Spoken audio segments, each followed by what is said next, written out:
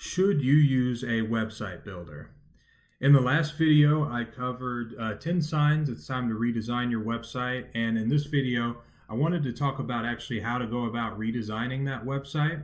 We're going to talk about website builders, and we're going to talk about a little bit of the pros, a little bit of the cons, why you should use one, maybe why you shouldn't use one. And you might be surprised about our opinions here.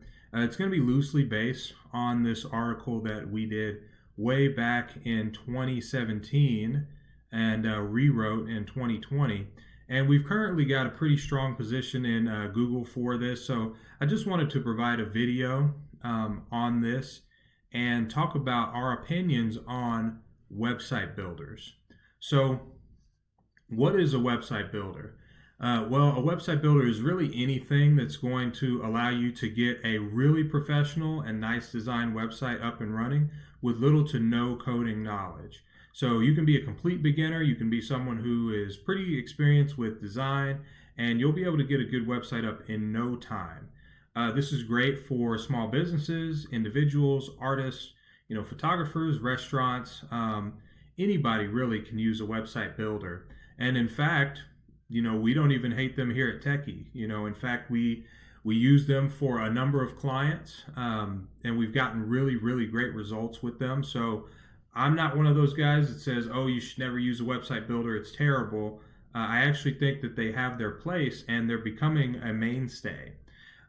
Sure, you're going to get a much higher quality website out of something that's custom designed, custom coded, but we're here today to talk about when it is appropriate to use a website builder. So there's plenty of options and they all can give you a really great result really quickly. So let's go over a few points and think about, okay, what are the pros and what are the cons of some of these points, and how can you make the best informed decision when it comes to what you should choose for your business? So the first point is affordability. So they are very affordable. You're more likely to spend less money. In fact, 10 out of 10 times you're going to spend less money going with a website builder versus hiring an agency or a freelancer.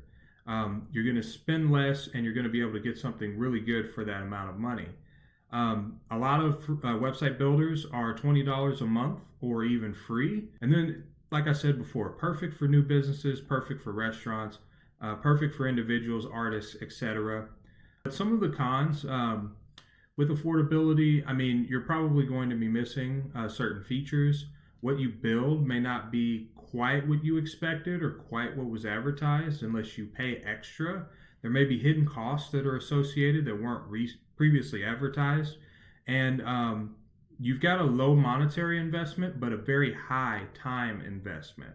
So just get prepared for that. Like, depending on how much research and thought you've put into your website, which you should put a lot into it, you're going to probably invest a lot of time in trying to get it there and trying to reach that goal. So just a few things to think. The cheapest option is not always the best option. So just make sure you do your research here. So ease of use. So another great benefit of using a website builder is its ease of use. It's extremely easy. It's got a drag and drop interface, really great documentation here. They're adding new features all of the time, and a lot of those times the features are going to be free. You get really great stock images and sometimes stock video that you can use on your website to make it look really professional and make the design pop. And you don't need any prior experience to use it. They really, really pride themselves on the fact that anyone of just about any background can dive in, start a new website, build it, and it looks really professional right out of the box. So the ease of use is the main reason, I think, why web designers or website builders were put together in the first place. People wanted a really easy way to build websites without having to invest in the knowledge of learning how to code or design or anything like that. Oddly enough, the ease of use in itself is a con. And what I mean by that is, just because you can design something that looks really great doesn't mean it's going to function well. And to elaborate, when you design a website, you have to design the functionality too. And in order to figure out what the functionality should be, you have to ask yourself, why does my website exist and what is its purpose? It should be 9 out of 10 times, it should be to drive customers. It should be to encourage people to call, reach out, or visit your physical location. But just because you load up a pretty template and replace the pictures doesn't mean that the website's going to achieve that. So hiring an agency or a freelancer, they should understand how to build a website in a certain way, whether they're using a website builder or not, that's going to encourage customers to want to reach out, to put your best foot forward, to highlight your services in the right way, to highlight your story and your narrative in the right way, to where people are going to want to reach out to you. So not everyone should be designing their own site, and the ease of use could make you feel like you're putting something really great together, but you could launch it and then it doesn't do anything. So that's just something to kind of keep in mind. So tons of features. There are a ton of features. There's e-commerce, image sliders, newsletters, blogging tools, various integrations, and they're very easy to configure and set up. As we said before, the ease of use is one of the strongest components of website builders, and you have very, very nice features that you can integrate and get up and running quickly, even if you're a complete beginner. But the cons, again, a lot of the features that are integrated are going to look the same between multiple websites. There isn't really a lot of uniqueness that can stand out. Some of them don't really have the ability to tailor it to your brand so it'll stand out like a sore thumb. Once again, this isn't too bad, but just things to keep in mind based on what your website goals are and how you want it to look and the impression you want to make. A lot of times there's no custom functionality outside of what they're giving you. So the configuration options they give you are what you have to work with then. And so there's no wiggle room for if you need a custom field, custom process, or whatever that may be. And there may be extra costs associated with additional features. If you go to Wix.com, just as an example, they have a Google Ads integration, which allows you to put advertisements on your website.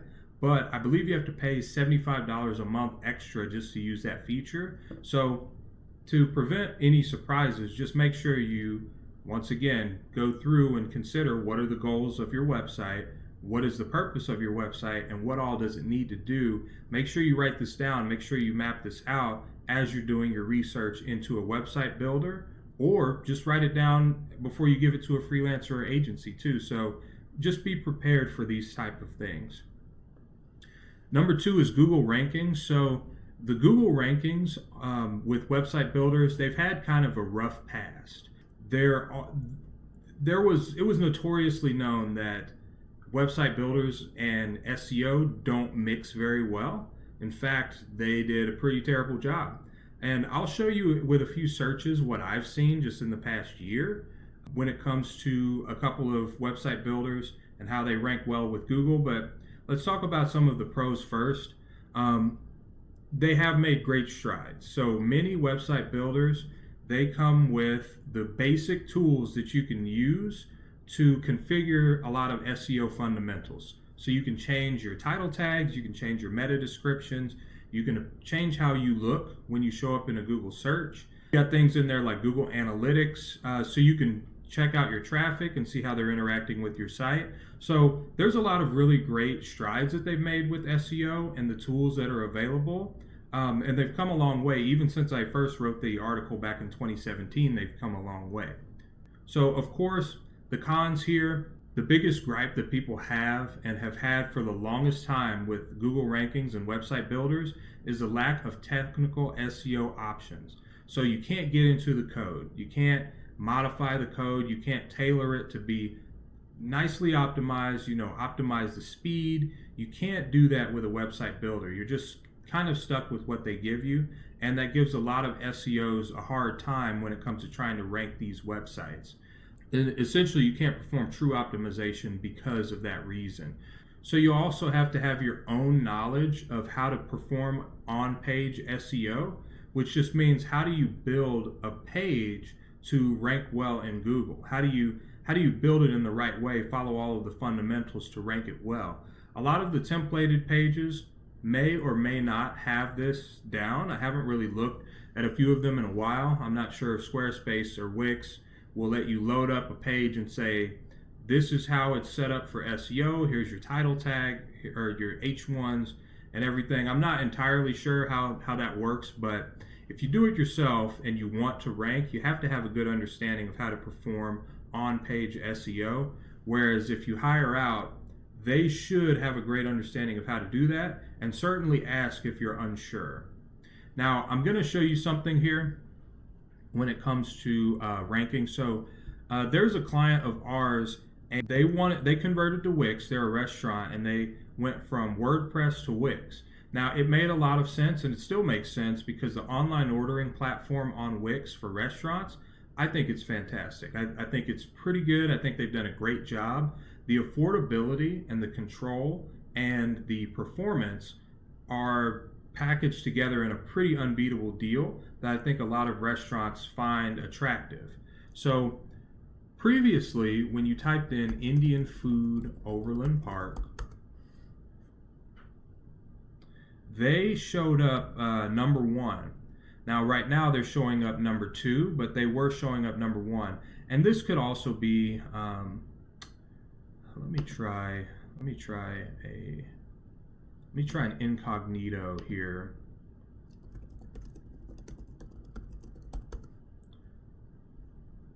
Yeah, so they're number 2, and they used to be number 1. Yesterday they were number 3, so I guess they're moving around, but we switched them to Wix roughly a year ago, and they still have really great rankings. Now, those rankings were built up on WordPress, but they didn't go down too much after the switchover. So they still kept really strong rankings, and they're doing pretty well still. So that conversion didn't hurt. Here's another example of a client that we did with using a website builder. And when we type in their primary keyword, they show up right at the top of the organic results. They show up, and they've held that position almost the entire time that we've had their website. We can also type in Overland Park, and the result is the same. They're also number 1 for a number of other keywords, and they also rank on page 1 for dozens of others. So website builder that we use for their site, it's actually called the Duda Builder. Their website is just really great. It ranks really well, but we have that understanding. Like, we have an understanding of how to build a website to attract customers, to attract phone calls, to rank well in Google. And so it's not the website builder so much as it is our ability to design it the right way and design it in a way that's going to perform very well. I will say that, some website builders do better than others when it comes to rankings. Like, I would highly recommend the Duda Builder if you're looking for a platform that's going to be very friendly with SEO. But when it comes to other builders such as Wix and Squarespace, they'll perform okay, but I don't think they're going to perform nearly as well as the Duda Builder will when it comes to SEO. I would certainly recommend the Duda Builder when it comes to a great option for this. So the last thing here is Suitability.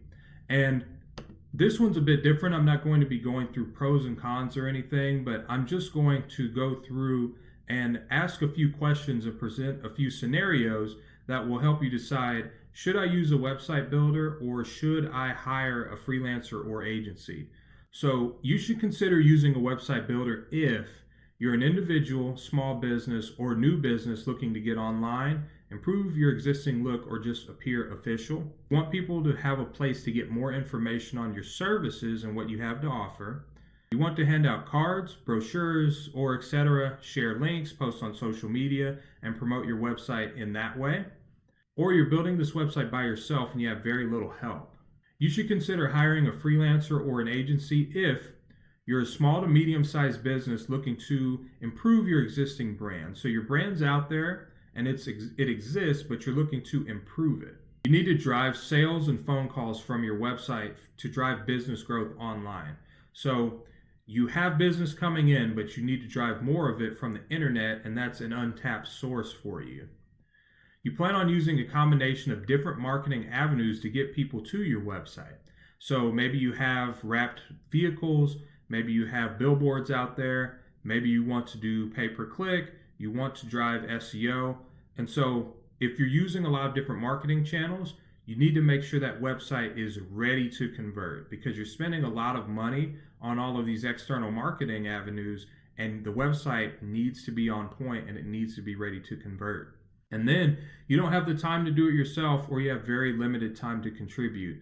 The exact opposite of the last point. That's when you should consider hiring a freelancer or agency and ensure that these people are going to take care of your problem and they're going to do it right.